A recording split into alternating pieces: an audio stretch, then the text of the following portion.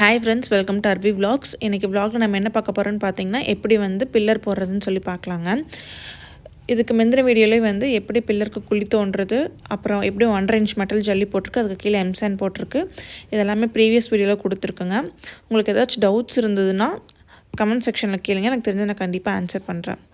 இப்போ என்ன பண்ணுறாங்கன்னு பார்த்தீங்கன்னா, கீழே வந்து படல் போட்டிருக்காங்க. படலுக்கு வந்து நாங்கள் 10 mm கம்பி யூஸ் பண்ணுங்க. நாங்கள் யூஸ் பண்ண கம்பி பார்த்திங்கன்னா அக்னிங்க. இப்போ அந்த படல் வந்து ஆடாமல் இருக்கிறதுக்கு வந்து கவர் பிளாக் வச்சுருக்காங்க கீழே. அந்த கவர் பிளாக் வந்து 4 மூலையிலையுமே வச்சுருக்குங்க. அதனால படல் வந்து கீழே டச் ஆகாமல் இருக்கும், எந்த ஷேக்கும் இருக்காதுங்க. இப்போ என்ன பண்ணுறாங்கன்னு பார்த்தீங்கன்னா, மேலேருந்து கீழே வந்து போஸ்ட் இறக்கி சென்டராக வைக்கிறாங்க. படலே பார்த்திங்கன்னா வந்து சென்டர் பண்ணி தான் வச்சுருப்பாங்க. படலில் சென்டரில் தான் வந்து மேலே போஸ்ட்டும் வருங்க. அப்போ தான் வந்து வெயிட் பேலன்ஸ் ஆகும். இப்போ போஸ்ட்டு கீழே வச்சதுக்கப்புறம் கீழே இருக்க படலுக்கும் போஸ்ட்டுக்கும் கம்பியை வச்சு டைட் பண்ணுவாங்க.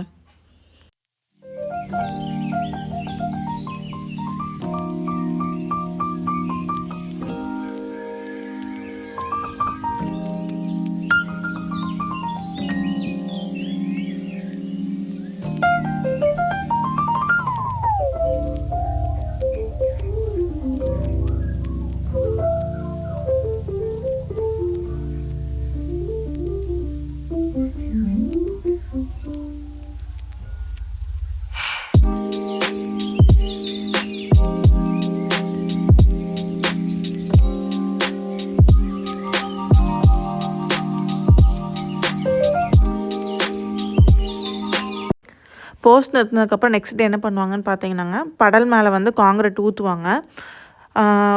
காங்கிரீட் ஊற்றுனதுக்கப்புறம் 4 அடி ஹைட்டில் மட்டும் வந்து அந்த மோல்டு பாக்ஸ் வச்சு மோல்டுக்குள்ளே ஊற்றுவாங்க. அந்த மோல்டுக்குள்ளே காங்கிரீட் ஊற்றுறப்போ நல்லா குத்தி விடணுங்க. இல்லைன்னா வந்து அந்த மோல்டு பாக்ஸ் நீங்கள் பிரித்ததுக்கப்புறம் பார்த்தீங்கன்னா நல்லா கேப்பாக இருக்குங்க. சிமெண்ட் இருக்காது, வெறும் ஜல்லி மட்டும் இருக்குங்க. அதனால் நல்லா குத்தி விட்டாங்கன்னா தான் வந்து அந்த மோல்டு பாக்ஸ் ஃபுல்லாகவே வந்து கவர் ஆகி நம்மளுக்கு வந்து கரெக்டாக வருங்க அந்த மோல்டு பிரிக்கிறப்போ. மோல்டு பாக்ஸ் வந்து எப்போ கழட்டுவாங்கன்னு பார்த்தீங்கன்னா, நெக்ஸ்ட் டேவே கழட்டிடுவாங்க. அதுக்குள்ளே காங்கிரீட் நல்லா செட் ஆகிரும். முடிஞ்ச அளவுக்கு நீங்கள் பக்கத்துலேயே நின்று குத்துறாங்களா நல்லா வாட்ச் பண்ணுங்கள். ஹனிகோம் மாதிரி வரக்கூடாதுங்க. ஹனிகோம் எப்படி இருக்குன்னு பார்த்தீங்கன்னா வந்து அந்த இடத்துல காங்கிரீட் இருக்காதுங்க, வெறும் ஜல்லி மட்டும் இருக்கும். அப்படி இருந்துச்சுன்னா வந்து பில்லருக்கு ஸ்ட்ராங் கிடைக்காது. அதனால முடிஞ்ச அளவுக்கு நல்லா குத்தி விட்டாங்கன்னா சிமெண்ட்டும் ஜல்லி கரெக்டாக இருக்குங்க. அதுக்கு அந்த மோல்லாம் கழட்டினதுக்கப்புறம் நெக்ஸ்ட் டே வந்து மண்ணெல்லாம் வந்து அந்த பில்லருக்கு தள்ளிடுவாங்க. அந்த குழியாக இருக்கிற இடத்துல வந்து ஃபுல்லாக ஜேசிபி வச்சு தள்ளிடுவாங்க. தள்ளினதுக்கப்புறம் வந்து நல்லா ஃபுல்லாக வந்து அந்த பேஸ்மெண்ட்டுக்கு மேலே வந்து எல்லா இடத்துலையுமே தண்ணி விடணுங்க. என்ன பண்ணுவாங்கன்னா, வாய்க்கால் மாதிரி எடுத்து விட்ருவாங்க. ஒரு ரூமுக்காக போகிற மாதிரி லாஸ்ட்லேருந்து அப்படியே வந்து எல்லா ரூம்லேயும் ஃபில் பண்ணிட்டு வருவாங்க.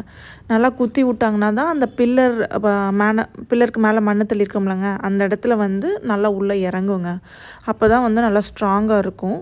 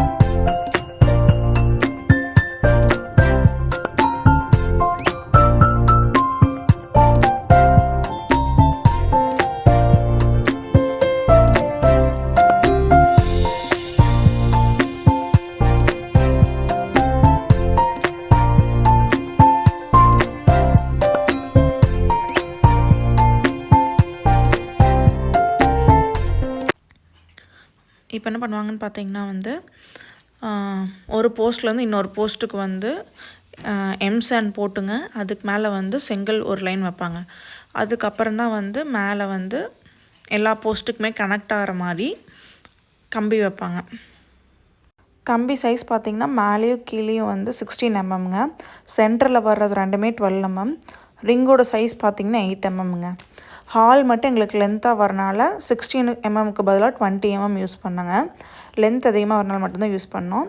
அதுக்கப்புறம் சென்டரில் வர 12 mm கம்பியுமே நாங்கள் வந்து எக்ஸ்ட்ரா வேணும்னு சொல்லி வச்சுருந்தோங்க. கம்பி கட்டினதுக்கப்புறம் எல்லா பில்லர்ஸ்க்குமே கனெக்ட் ஆனதுக்கப்புறம் நாங்கள் வந்து மோல்டு பாக்ஸ் வச்சோங்க. மோல்டு பாக்ஸ் எல்லா ரூம்லேயுமே வச்சதுக்கப்புறம் அந்த மோல்டுக்கு நடுவால் வந்து ரெடிமிக்ஸ் வந்து நாங்கள் யூஸ் பண்ணோங்க. மோல்டு எப்படி கனெக்ட் பண்ணுறாங்கன்னு பார்த்தீங்கன்னா சின்ன கம்பி வச்சு அந்த பில்லர் கூட வந்து சேர்ந்து டைட் பண்ணிடுவாங்க. அப்போ வந்து மோல்டு வந்து நேராக நின்றுக்கும்.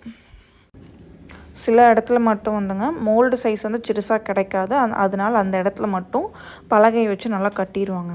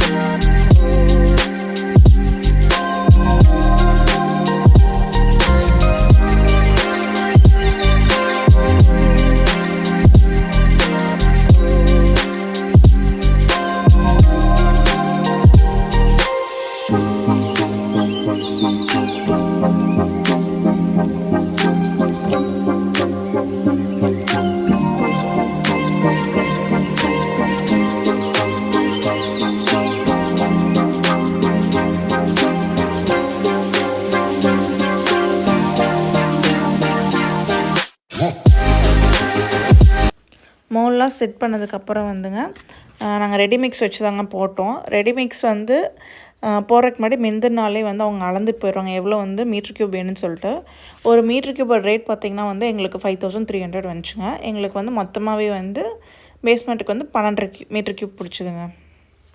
ரெடிமிக்ஸ் போடுறப்ப வந்து இந்த பைப் போகுது பாருங்கள், அந்த பைப்பு வந்து மோல்டு பாக்ஸ் மேலே முடிஞ்ச அளவுக்கு படாமல் வச்சுக்கோங்க. ஏன்னா அந்த அந்த அந்த வெயிட் வந்து மோல்டு பாக்ஸ் மேலே பட்டுச்சுன்னா ஒன்றா ஏதாச்சும் ஒரு சைடு சாஞ்சிருங்க, இல்லைன்னா வந்து அந்த மோல்டு பாக்ஸ் வந்து நல்லா ஓப்பன் ஆயிருங்க. நம்மளுக்கு கரெக்டான எக்ஸாக்டான ஸ்ட்ரெயிட் வராதுங்க பில்லர்.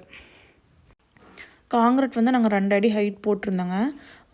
ரெடிமிக்ஸ் ஃபில் பண்ணுறப்ப வந்து அந்த ஜல்லி வந்து ஒரே அடியாக வந்து 2 அடி ஹைட்டும் ஃபில் பண்ணிடக்கூடாதுங்க. ஒரு அடியாக தான் ஃபில் பண்ணுங்க. அதுக்கப்புறம் வந்து காங்கிரீட் அதுக்குள்ளே விடுறப்போ நல்லா வந்து கம்பி வச்சு குத்தி விட்டால் தான் அந்த போஸ்ட்டுக்கு இடத்துலலாம் நல்லா ஜல்லி உள்ளே போய் செட் ஆகுங்க. அதுக்கப்புறம் வந்து அந்த சிமெண்ட் பால் மட்டும் சைடில் வருங்க, நம்மளுக்கு ஃபினிஷிங் நல்லா கிடைக்கும், ஹனிகோம் மாதிரி வராது. இப்போ பார்த்தீங்கன்னா காங்கிரீட் வருது பாருங்கள், ஆப்போசிட்டில் ஒரு பலகையை வச்சு பிடிச்சா தான் கரெக்டாக உள்ளே போகும். அதுக்கப்புறம் அவங்க கம்பி வச்சு குத்தி விட்ருக்காங்க பாருங்கள், அப்போ தான் வந்து நல்லா உள்ளே போய் சைடில் எந்த கேப்பும் இருக்காதுங்க, நல்லா ஃபில் ஆகும் காங்கிரீட்டு. இது மாதிரி குத்தி விட்டாதாங்க நம்மளுக்கு வந்து நீட்டான ஃபினிஷிங் கிடைக்கும், உள்ளே ஏர் லாக்கு எதுவும் ஆகாதுங்க.